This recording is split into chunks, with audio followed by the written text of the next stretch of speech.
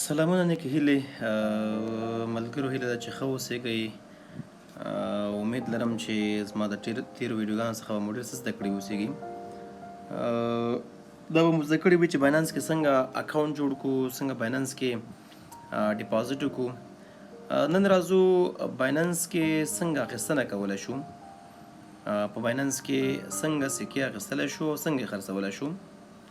کوم چې زمونږ د راتلونکي درسونو لپاره چې ټریډینګ ده، په باینانس کې مونږ څنګه ټریډینګ وکړو، څنګه د ګټې لپاره مارکیټ ته داخل شو، څنګه د تاوان څخه د بچ کېدو لپاره مارکیټ څخه ووځو، هغه به وروسته مونږ تاسو وایو. خو دغه نننۍ ویډیو چې کومه ده دا د راتلونکو درسونو لپاره اساس او بنسټ ده.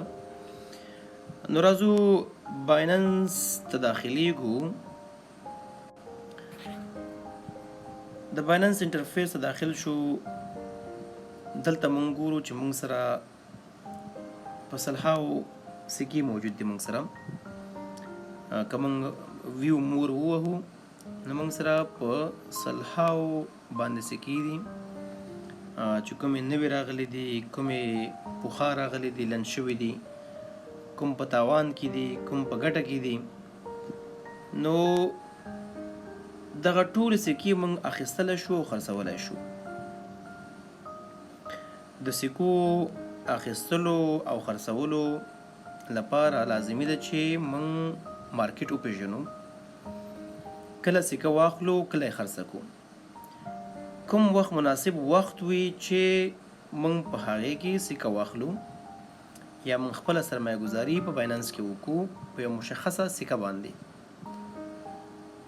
د مارکیټ سنټیمنټل پیژندل مهم دي، د مارکیټ اساس پیژندل مهم دي، د مارکیټ لوری پیژندل مهم دي چې هغه به انشاءالله موږ وخت سره ټول وایو. تحلیلونه دي، اساسي تحلیلونه دي، هغه به موږ تاسو انشاءالله په راتلونکي درسونو کې وایو. خو نن راځو موږ ځان ته ساده کوو چې څنګه یو سکه اخیستلی شو. البته موږ دا موضوع روښانوو چې سرمایه ګذاري څنګه وکړو. نو د هغې لپاره مونږ تاسو راځو د سکو لیست ته راځو. مونږ داسې نشو کولی چې په پټو سترګو باندې یو سکه واخلو، ځکه دا هوښیارتیا غواړي، ځیرکتیا غواړي، تر څو سنجیده فکر وشي. څنګه چې مونږ تاسو بزنس ته قوي فکر کوو، لرې فکر کوو، ورته د انکم لپاره یې کلونه کلونه انتظار کوو. د باینانس دغه نړۍ چې دا د باینانس دغه نړۍ هم په همدغه شکل باندې ده. دلته موږ خپله سرمایه ګذاري کوو، خپلې پیسې بندوو، خپلې حضوري پیسې اخلو، په انلاین ډیجیټل پیسو باندې بندوو. داسې پیسې چې د هغوی چانس د ډېرېدو زیات ده او چانس د کمېدو هم زیات ده. لکه څنګه چې موږ تاسو په صرافۍ مارکیټ کې ګورو، څوک ډالر اخلي، څوک افغانۍ اخلي، څوک ډالر ښکته اخلي جګې خرڅوي، څوک ډالر جګ اخلي په یورو باندې تبادله کوي، داسې ښکته پورته کېږي. هغوی چې ډالر ښکته واخلي جګې خرڅ کوي، ګټه کوي، او هغوی چې ډالر جګ اخیستی وي او ډالر راښکته شي تاوان کوي. د باینانس نړۍ هم دا ډول نړۍ ده. د صرافۍ مارکیټ شکل موږ ورکولی شو ورته. دلته موږ هم کولی شو کله یو سکه واخلو، باید چې موږ سکه اخلو په ټیټ قیمت کې واخلو. دا چې موږ څنګه پوهېدلی شو چې ټیټ قیمت کې سکه موجود ده، هغه موږ د سکې له ګراف څخه پېژندلی شو. دا د سکې ګرافونه دي، دغه هر کینډل موږ ته ښایي، دغه هر شکل موږ ته ښایي چې سکه کله ښکته شوې کله پورته شوې د قیمت ده. خو به هر حال دا به موږ تاسو انشاءالله په راتلونکي درسونو کې په ډیټیل سره وایو. دغه هر کینډل به موږ تاسو تشریح کوو چې دغه د هر کینډل مفهوم څه شی ده، معنا څه شی ده، دا کینډل ولې جوړ شو، د دې لاینونو معنا څه شی ده، کله په اساسي شکل مارکیټ ته داخل شو. هغه به موږ تاسو انشاءالله په راتلونکي درسونو کې په ښه او تفصیل سره وایو. د هغې لپاره زموږ صفحه در سره حتما فالو کوئ تر څو زموږ ویډیوګانې له تاسو نه لرې پاتې نه شي. راځو موږ اخیستنه او خرڅونه کوو. راځو زه غواړم دلته یوه سکه واخلم. نو زه کلیک کوم د سکو په لیست باندې. دغه کومې سکې چې دلته راځي دا هغه سکې دي چې پېژندل شوې سکې دي. البته موږ تاسو باید دقیق اوسیږو. کله چې موږ یو سکه اخلو د هغې باید موږ بیکګراونډ وڅېړو چې دغه څومره قوي پروژه ده، د دې پروژې تر شا څومره خلک ولاړ دي. نه دا چې خپله سرمایه واخلو په داسې یو سکه باندې بندي کړو چې هغه نه یو قوي پروژه وي، البته یو سکیم اوسیږي هغه. نو د دې لپاره چې له سکیم څخه موږ تاسو په امن کې اوسېږو او د ګټې خواته لاړ شو، نو باید چې کومه سکه موږ اخلو، په کومه سکه باندې موږ سرمایه ګزاري کوو، د هغې باید موږ بیکګراوند وګورو، شاتهوالی وګورو، قویوالی وګورو، په دې باندې څومره خلکو پیسې بندي کړي دي، څومره خلک اخیستونکي دي، څومره ملاتړ لري. دغه کومې سکې چې معلومیږي په پیل کې دغه هاټ چې کوم سکې دي، موږ سره بي ان بي ده، بي ټي سي ده، ایتیریم ده، ایکس آر پي ده، سول ده، ډاج ده، پی پی ده او داسې ال ټي سي، اډا، اینا، دا ټول هغه سکې دي چې دا پیژندل شوي سکې دي. نو موږ کولی شو په دې کې یو سکه واخلو. زه راځم پیپ ته راځم، مثال ډاج ته راځم، زه ډاج سکه اخلم. په ډاج باندې کلیک کوم. چې کله مې ډاج باندې کلیک وکړو نو لږه شیبه منتظر پاتې کېږو تر څو دا صفحه موږ ته خلاصه شي. د ګورو د ډاج د مارکیټ انټرفیس راغی. ډاج که موږ تاسو فکر وکړو نو تاسو وګورئ، د ګراف ته وګورئ، ډاج پورته شوی ده د 0.48 پورې پورته شوی دی. یو ډاج قیمت $2 کېږي. ګورو مارکیټ بېرته راغورځېدلی ده. نو که چا دلته پورته که د مارکیټ شکل موږ ونه پېژنو، د مارکیټ سنټیمنټل موږ ونه پېژنو، د مارکیټ اساس موږ ونه پېژنو، موږ تحلیل ونه شو کولی، نو موږ په پټو سترګو سکه نه شو اخیستلی. فرض کړئ یو چا سکه دلته بره واخیسته، په 0.48 کې واخیسته، تاسو وګورئ څومره راښکته شوې ده، تاوان سره مخامخ کېږي. نو لازمي دا ده چې کله موږ په یو سکه باندې سرمایه ګزاري کوو، د سکې باید اساس وپېژنو، موږ د سکې باید موږ مارکیټ وپېژنو، څه وخت یوه سکه موږ اخیستلی شو. مثال اوس ښه وخت ده، ښه فرصت ده، مثال سکه راغورځېدلې ده، قیمت یې غورځېدلی ده، موږ کولی شو اوس دغه ډاج سکه په اسانۍ سره واخلو. خو دا چې څنګه واخلو، راځو موږ په بای باندې کلیک کوو. البته موږ دا تمریني شکل کوو، صحیح ده. راتلونکي ویډیوګانې زموږ په همدې هکله باندې وي چې څنګه کولی شو یوه سکه په مؤثره شکل باندې واخلو. د هغې لپاره د مارکیټ تحلیل مهم ده. مارکیټ باید موږ مکمل تحلیل کو. د مارکیټ شکل باید وپېژنو چې مارکیټ کوم شکل جوړ کړی ده.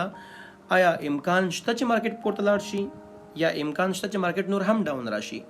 د دې لپاره موږ بیا د مارکیټ د سپلای او ډیمانډ زون ګورو، مطلب د اخیستونکو او خرڅوونکو ساحه موږ پېژنو. انشاءالله هغه به زه تاسو ته په راتلونکي ویډیوګانو کې ښه په تفصیل سره بیان کوم درته. فلحال راځو څنګه دغه سکه اخیستلی شو. مثال موږ سره اوس ښه فرصت ده، شین کینډل جوړ شوی ده، نو موږ کولی شو سکه واخلو. راځو موږ بای باندې کلیک کوو. په بای مو چې کلیک وکړو نو دلته موږ سره آپشن راځي.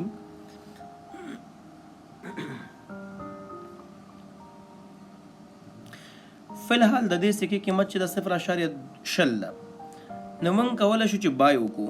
تاسو وګورئ دلته لیمټ لیکل شوی ده، موږ په لیمټ کې نه اخلو.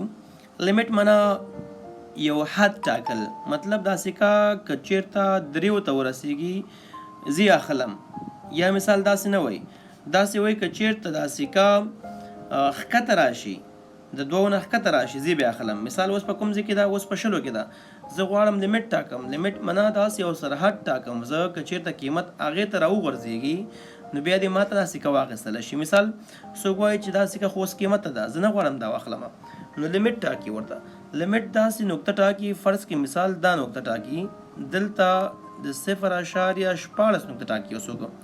یو څوک وایي که چېرته قیمت د 0.14 ته راښکته شي دغه سکه دې ما ته واخیستلی شي، نو سکه به تا ته په اتومات ډول باندې واخیستلی شي. خو موږ راځو په لیمټ باندې غرض نه لرو، موږ په همدغه لیمټ خوا کې چې دا کوم څه ښکارېږي په دې باندې کلیک کوو. دلته موږ سره نور آپشن راځي، لیمټ ده، مارکیټ ده، سټاپ لیمټ ده، سټاپ مارکیټ ده، ټریلینګ سټاپ دی، او سی او ده، الګو آرډر دي. دا مختلف آرډرونه د سکې د اخیستلو دي. کوم تا ته دا توانایي درکوي چې ما دې په دغه قیمت ښکته قیمت کې واخله او په جګ کې خرڅ کړه، هغه ټول په دې کې موجود دي. خو به هر حال زموږ فلحال کار چې سره ده، زموږ فلحال کار د مارکیټ سره ده. موږ غواړو سکه په همدغه قیمت باندې واخلو، په کوم قیمت باندې چې سکه موجود ده موږ سره.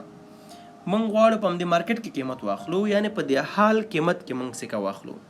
فرض کړئ یو څوک په صرافۍ مارکیټ کې $9.80 فرض کې نن ډالر په 9 افغانۍ باندې ده، نو نن د ډالر مارکیټ 9 افغانۍ ده. همدغه نن منګه ډالر اخیستلی شو. یو بل څوک وایي نه زه ډالر په 9 افغانۍ کې نه اخلم، کله چې ډالر 80 ته راوغورځېږي یا 15 ته راوغورځېږي نو ماته دې واخیستلی شي.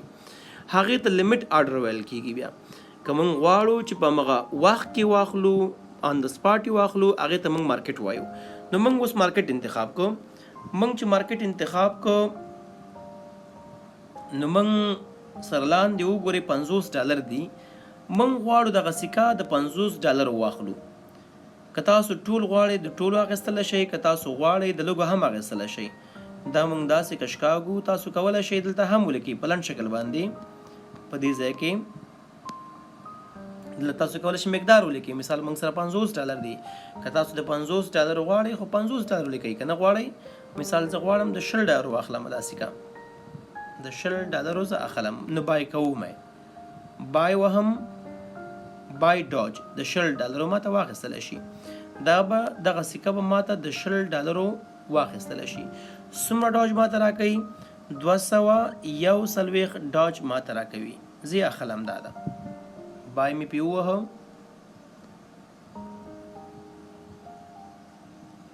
نو سکه موږ سره واخیستلی شوله. کوم هلته موږ کتلی شو؟ موږ سکه په خپل ایسټ کې هم کتلی شو، لاندې ایسټ څه دي، او په هولډینګ کې دغلته موږ هم کتلی شو. نو راځو موږ ایسټ ته ځو. په ایسټ کې موږ ګورو دلته موږ سره سکه اخیستل شوي اوسیږي. نو ګورو موږ سره خپل 10 ډالر پاتې شول، 50 ډالر موږ سره ول. 20 ډالر مو سرمایه گزاري وکړه په څه باندې؟ په ډاج سکه باندې مو وکړله. تاسو وګورئ دلته موږ ته 95 ډاج راکړي دي. موږ ته وګورئ تاسو 95 ډاج موږ ته راکړل شوی دي. نو ګوره موږ سکه واخیستله. په دغه شکل تاسو کولی شئ نور سکې هم واخلئ، نور سکې هم واخلئ. څومره چې تاسو کولی شئ په هومره سکو باندې تاسو سرمایه گزاري کولی شئ. دا د سکو اخیستلو شکل ده. اوس که یو څوک غواړي مثال چې بیرته ډاج خرڅ کړي، مثال بیرته غواړي سکه خرڅ کړي، فرض کړئ ستاسو سکه د ګټې خوا ته روانه شوله. مثال نن تاسو د 20 ډالر واخیستله او تاسو یو هفته بعد یا 2-3 ورځې بعد وکتله چې سکه پورته شوې ده، مثال 10 ډالر ته پورته شوې ده. نو تاسو دوه کاره کولی شئ. یا خو دا سکه د اوږد مهال لپاره پرېښودلی شئ، مثال د لانګ ټرم لپاره تاسو انویسټمنټ کولی شئ د کلونو کلونو لپاره. دغه هره سکه خپل قیمت پورته کوي، وخت سره خپل ارزښت پورته کوي. ممکن دغه 20 روپۍ تاسو ته په 1000 ډالر جوړ کړي، البته وخت نامعلوم ده، خو کله 2 کاله بعد، 10 کاله بعد، 15 کاله بعد. دا د سکې په ماهیت پورې اړه لري او دا چې د سکې مینوال څومره دي، څومره خل د دې لیواله دي چې په دغه سکه باندې انویسټمنټ وکړي. څومره چې خلکو لیوالتیا زیاتېږي د سکې په هکله باندې، هومره د سکې ویلیو پورته ځي موږ سره، هومره د سکې قیمت موږ سره پورته ځي. نو فرض کړئ سکې تاسو ته ګټه وکړله یا سکه ستاسو په تاوان باندې روانه ده، مثال په 20 ده 10 ته راغله، تاسو غواړئ بیرته خرڅه کوئ. خو البته موږ د لانګ ټرم لپاره پلان لرو. کله چې تاسو په سپاټ کې البته سرمایه گزاري کوئ، زموږ هدف دا وي چې موږ لانګ ټرم انویسټمنټ وکړو. تاسو دوه کاره کولی شئ هلته، یو لانګ ټرم انویسټمنټ کولی شئ، بل شارټ ټرم ټریډ کولی شئ. شارټ ټرم ټریډ څه معنا؟ په دې مفهوم باندې کله چې سکه د ګټې خوا ته روانه شي، مثال تاسو په 20 ډالر اخیستې ده او سکه 20 ډالر ته ورسېده، ته غواړې چې خرڅه یې کړې بیرته، مثال ته 10 ډالر پروفیټ کړې، 10 ډالر ستا په کپیټل باندې زیات شول، ستا چې کوم اماونټ موجودو په بایننس کې 10 ډالر ور اضافه شول. تا سکه په 20 اخیستې وه، 10 یې ګټه وکړله ستا لپاره، ته یې بیرته خرڅوې. فرض کړئ موږ ګټه وکړله، راځو بیرته سکه خرڅوو. چې سکه خرڅوو نو موږ بیرته راځو، کومه سکه موږ اخیستې ده؟ موږ ډاج اخیستی و. په ډاج باندې بیرته کلیک کوو. موږ کله چې په ډاج باندې موږ کلیک وکړو، بیا د ډاج انټرفیس موږ ته مخته راغی. لاندې مخکې موږ واخیستو، اوس یې خرڅوو. په سیل باندې موږ کلیک کوو. موږ ګټه وکړله، غواړو په سیل باندې خرڅ کوو، په مارکیټ کې خرڅوو. صحیح ده؟ فکر مو مارکیټ کې خرڅوو. تاسو لیمټ هم ورکولی شئ، هوبهو لکه څنګه چې ما مخکې اګزامپل ورکړ.